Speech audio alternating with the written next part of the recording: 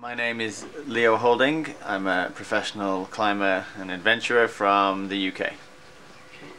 So when did you start climbing?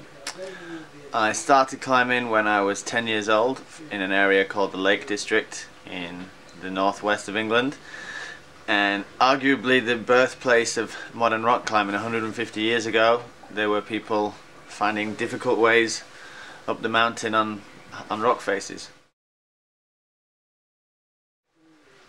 For me, when I'm going to climb a new route, I guess, you have to have an adventurous spirit. You want to do something that nobody's done before, to go somewhere where nobody's been before. In the 21st century, it's not easy to find places where nobody has ever been, but when you go into a vertical landscape, onto cliffs or into mountains, then you can find places where nobody has ever been. It's quite special. So where are you going to find this kind of mountains? These days you have to search a little bit harder. I mean, imagine coming to this valley 150 years ago and seeing all these world-class mountains and none of them have been climbed. Can you imagine? Wow. There's a lot of unclimbed mountains in the greater ranges. For me, I like very steep, pointy mountains like the Drew or the Agrees. And you have to go to faraway places in Greenland or in Antarctica or in the north of Canada. You can find beautiful unclimbed adventures. Most of the climbing that I do tends to be repeating routes, but in the last few years, I'm older now. I have a daughter and a wife, and I have another career in television, working in TV, so I have less time for climbing than I used to. So my expeditions, I tend to focus on new projects, but for sure I enjoy climbing in all its forms. Edward Whymper was probably the most famous pioneer of the golden age of alpinism, when many of the greatest climbs in the Alps were done. They must have had a big party climbing all those beautiful mountains, and they did nearly all of them, right? In pretty good style, small teams, moving quite fast. And I guess in a way they laid the foundations for the sport that we all enjoy today. Yeah. I think to be a pioneer in 2015, you have to be a little bit more creative. You can't just think, there's a mountain, I want to be the first person to go to the top. But you can go to very remote places and use the skills that you learn somewhere like Chamonix, moving light and fast on big faces, and do that in the Himalayas, or do that on mountains in Antarctica, or even here on these mountains that people have been climbing and skiing for 150 years. With the right mindset, there's new ways of pioneering, and just in the last couple of years people have been jumping from Le Brevant and from the Aiguille du Midi with wingsuits. This is pioneering. It's a new ultra extreme sport.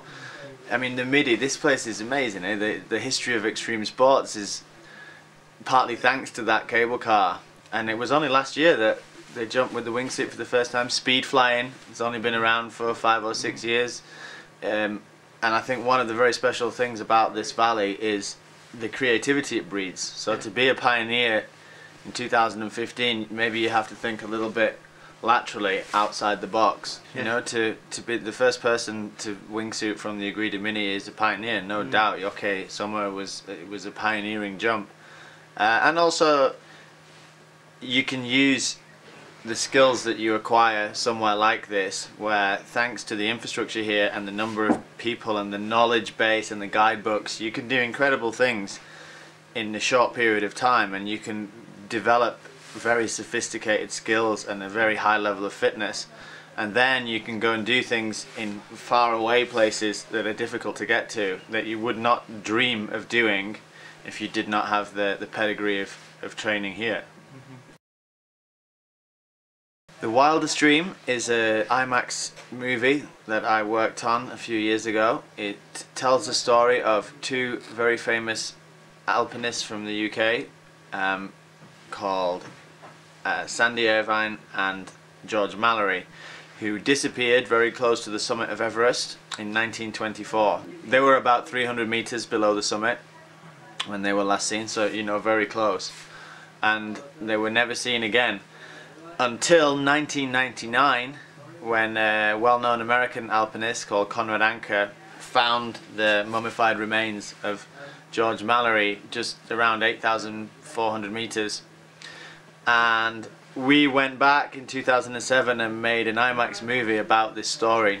So we climbed very high in 1920s equipment and told the story of these amazing guys. You know, that was a lot later than the golden age of alpinism, but what those guys were doing with so little knowledge, such old equipment, you know, they were very close.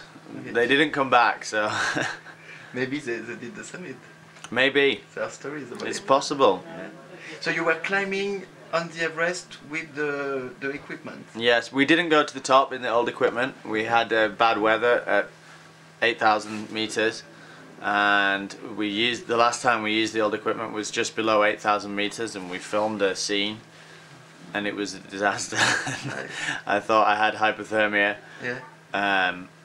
And that was on our last acclimatization cycle, and then we decided I didn't want to lose my toes Yeah. to prove a theory. But then when we went to the summit, it was very good conditions, and for sure you would have been able to go to the summit in the old equipment. It's pretty good. Yeah. Just good equipment. Yeah, not as good as modern down suits, but Sure. good.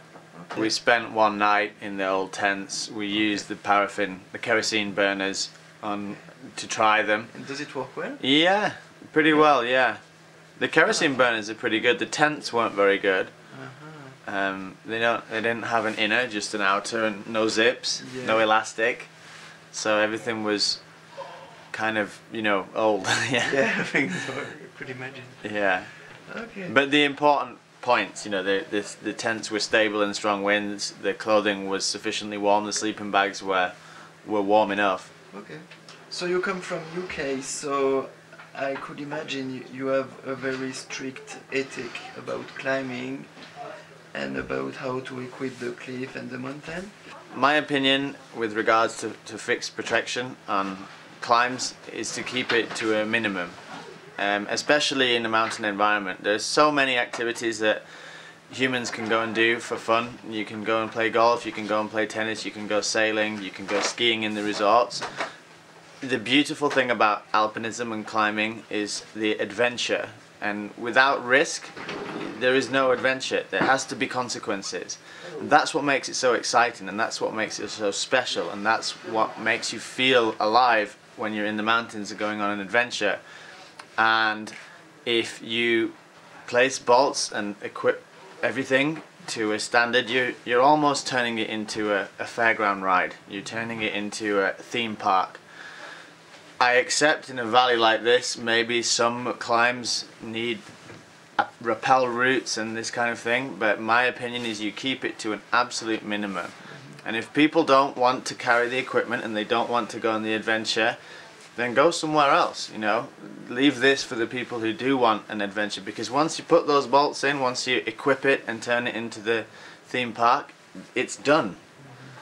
And you've ruined it.